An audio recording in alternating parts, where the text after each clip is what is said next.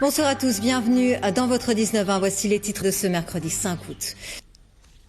300 postes issus d'une collection privée, des appareils datant du début du XXe siècle, une page d'histoire. En somme, il faut compter entre 100 et 500 euros pour ces petits bijoux de technologie vintage.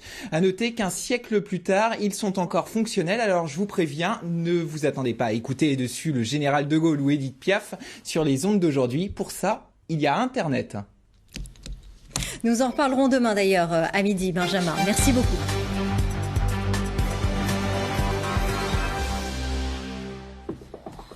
Bonjour à tous, bienvenue dans votre édition régionale de la mi-journée. Dans l'actualité, on commence avec cette vente aux enchères pour les nostalgiques de la TSF et des postes à galène.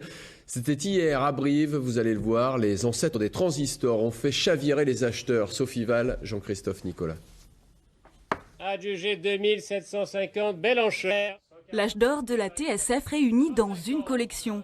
Des petits bijoux de l'histoire de la télétransmission mis en vente au plus offrant.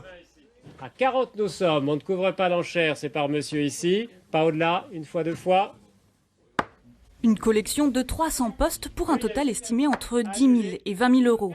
Au milieu de cette jungle de récepteurs, des passionnés un peu émus.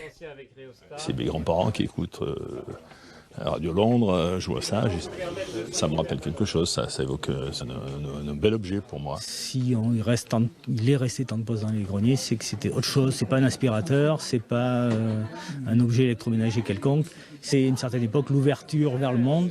Du poste à galène au transistor des années 50, la radio, média historique, objet de souvenirs et même jouet pour grands enfants. C'est l'effet mécanique du col de cygne. C'est comme ça qu'on a pensé faire parler Donald. Des antiquités sur une mise aux enchères 2.0.